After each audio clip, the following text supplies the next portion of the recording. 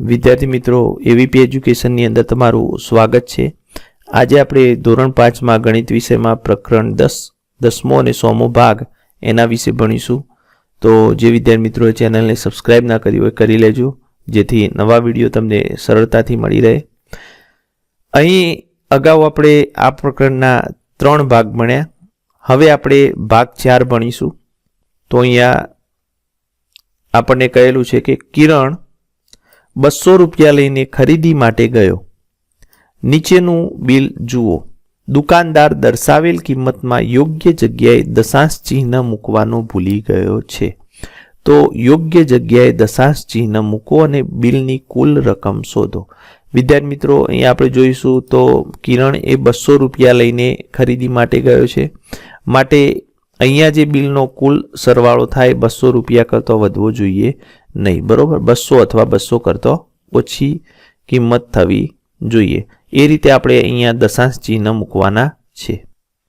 તો ચાલો જોઈએ। અહીંયા આપણે જોઈશું કે સાબુ જથ્થો અહીંયા આપણને આપેલો છે, એક સાબુ એની કિંમત 1250 લખેલી છે, તો વચ્ચે અહીંયા દશાંશ ચિહ્ન આવે છે। આપણે જાણીએ છીએ કે સાબુની કિંમત, એક સાબુની કિંમત 12 રૂપિયા કે 10 કે 12 રૂપિયા હોઈ શકે, તો 12.50 હોઈ શકે। લીલા ચણા 1 કિલોના કેટલો ભાવ? તો વિદ્યાર્થી મિત્રો, 1 કિલો લીલા ચણા આપણે જોઈએ તો 500 રૂપિયા તો હોય નહીં, તો 50ની આસપાસ હોઈ શકે। ચા 250 ગ્રામ આપણે જોઈશું, જો 272.5 કરીશું તો 200 કરતો બિલની કિંમત વધી જશે, એટલા માટે અહીંયા આપણે 27.25 કરીશું। અને કોપરેલ 1 લીટર, તો એનો ભાવ વિદ્યાર્થી મિત્રો અહીંયા આપણે 60 કરીશું। તો આ રીતે અહીંયા આપણે પોઈન્ટ મૂકીશું, 12.50, 50.25, 27.25 અને 60.00। હવે આ બધાનો જો આપણે સરવાળો કરીશું વિદ્યાર્થી મિત્રો, તો આપણને મળશે રૂપિયા 150। તો કિરણ એ 200 રૂપિયા લઈને દુકાને જાય છે, તો એ 200 રૂપિયામાંથી 150 રૂપિયાની ખરીદી કરે છે અને 200 રૂપિયામાંથી 50 રૂપિયા વધે છે। એના પછી 3, કયું શહેર ઠંડુ છે? તો અહીં એક ભાઈ સ્વેટર પહેરી ટોપી પહેરીને ઊભા છે અને તે નળમાંથી ડોલ ભરવા જાય છે, બરોબર। હું હિમાચલ પ્રદેશમાં રહું છું, ત્યાં શિયાળામાં તાપમાન 2°C થઈ જાય છે, કેટલીક વાર પાણીની પાઇપોમાં બરફ જામી જાય છે। તો અહીંયા એ દર્શાવવામાં આવ્યું છે કે પાણીની પાઇપમાં બરફ જામી ગયો છે। અહીંયા એક સ્ત્રી જે બેડા ઉપર બેડું મૂકી અને એક બેડું હાથમાં રાખીને પણ જાય છે, પરંતુ હું રાજસ્થાનમાં રહું છું, જ્યાં તાપમાન 48°C સુધી પહોંચી જાય છે। અહીં બહુ જ ગરમી હોય છે, પાણી લાવવા માટે ઘણા કિલોમીટર ચાલવું પડે છે। તો અહીંયા સ્ત્રીઓને પાણી ભરવા માટે ઘણા કિલોમીટર સુધી ચાલવું પડે છે। તો અહીંયા આપણે જોઈશું 16 જાન્યુઆરી 2008ના રોજ બપોરે 3 વાગે દરેક શહેરનું તાપમાન નોંધવામાં આવ્યું હતું। તો અહીં વિદ્યાર્થી મિત્રો આપણે જોઈશું તો એક નકશો આપેલો છે, જેની અંદર આપણા દેશના ઘણા બધા રાજ્યોના તાપમાન દર્શાવવામાં આવેલા છે। એ બપોરે 3 વાગ્યાના તાપમાન અહીં નોંધેલા છે, બરોબર। અને નીચે આપણે જોઈશું તો એક કોઠો આપણને આપેલો છે, જેની અંદર એ જ શહેરોના સવારે 3 વાગ્યાના તાપમાન આપેલા છે। ઉપર નકશાની અંદર બપોરે 3 વાગ્યાના આપેલા છે અને નીચે કોઠાની અંદર સવારે 3 વાગ્યાના તાપમાન આપેલા છે।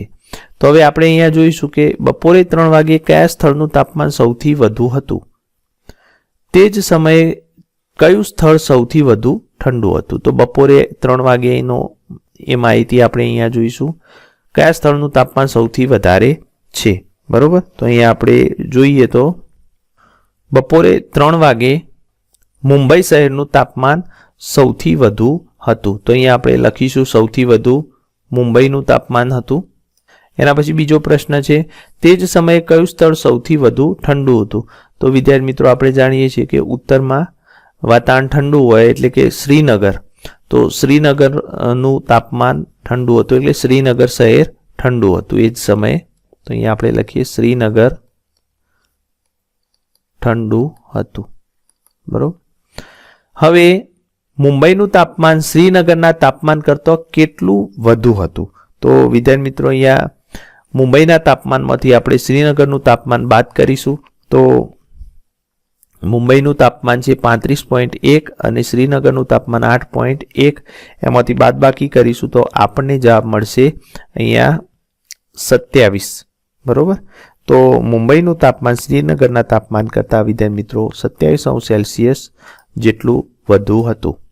એના પછી ત્રીજો પ્રશ્ન અહીંયા આપણને આપેલો છે કે તિરુવનંતપુરમમાં તાપમાન 40°C સુધી પહોંચે તે માટે તાપમાનમાં કેટલા ડિગ્રીનો વધારો જરૂરી છે. તો તિરુવનંતપુરમમાં તાપમાન બપોરનું આપણે જોઈશું તો વિદ્યાર્થી મિત્રો અહીંયા 33.5°C આપેલું છે. તો અહીંયા 40°C સુધી તાપમાન પહોંચે તે માટે એને 40માંથી આપણે 33.5 બાદ કરીશું તો વિદ્યાર્થી મિત્રો આપણને મળશે 100.5°C. એટલે કે 6.5°C સુધીના તાપમાનનો વધારો જરૂરી છે. એના પછીનો પ્રશ્ન ચેન્નાઈ કરતાં કોલકાતાનું તાપમાન કેટલું ઓછું હતું. તો વિદ્યાર્થી મિત્રો ચેન્નાઈ કરતાં કોલકાતાનું તાપમાન કેટલું ઓછું હતું તો ચેન્નાઈનું તાપમાન આપણે જોઈશું તો 29.9 છે અને કોલકાતાનું તાપમાન વિદ્યાર્થી મિત્રો 26.6 છે. તો આપણે 29.9 માંથી 26.6 બાદ કરીએ. 29.9 માંથી 26.6 બાદ કરીશું તો વિદ્યાર્થી મિત્રો અહીંયા 3.3 બરોબર. એટલે કે 3.3 જેટલું તાપમાન ઓછું હતું.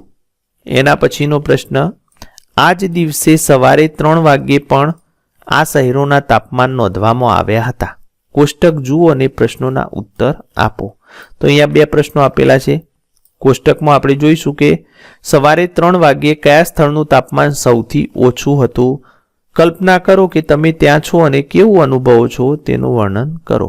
તો વિદ્યાર્થી મિત્રો સવારે 3 વાગ્યે આપણે જોઈશું તો શ્રીનગરનું તાપમાન 1.3°C હતું. એટલે કે સૌથી ઓછું ત્યાંનું તાપમાન હતું શ્રીનગરનું. અહીંયા આપણે લખીશું શ્રીનગર. હવે તમારે જવાબ આપવાનો છે કે આટલું ઓછું તાપમાન હોય ત્યારે તમે શું અનુભવો. વધારે પડતી ઠંડી હોય તો ત્યારે તમને શું થાય એ તમારે અહીંયા લખવાનું છે. ચેન્નઈમાં સવારે 3 વાગ્યે તથા બપોરે 3 વાગ્યે માપેલ તાપમાન વચ્ચે કેટલો તફાવત હતો. તો વિદ્યાર્થી મિત્રો અહીંયા આપણે જોઈએ ચેન્નઈમાં સવારે 3 વાગે અને બપોરે 3 વાગે માપેલ તાપમાનનો તફાવત. તો વિદ્યાર્થી મિત્રો બપોરનું તાપમાન ચેન્નઈનું અહીંયા આપણે લખીએ 29.9 બરોબર. અને સવારનું જોઈશું તાપમાન તો 21.1. તો 29.9 માંથી આપણે 21.1 બાદ કરીશું તો આપણને મળશે 8.8 જેટલો તફાવત આપણને મળશે. અને ભોપાલમાં કેટલો. તો વિદ્યાર્થી મિત્રો ભોપાલનું બપોરનું તાપમાન આપણે લખીશું તો 25.9 બરોબર. અને એનું સવારે 3 વાગ્યાનું તાપમાન 9.8 આપણે લખીશું. તો અહીંયા આપણને તફાવત મળશે વિદ્યાર્થી મિત્રો 16.1. 16.1 આપણને તફાવત મળશે બરોબર.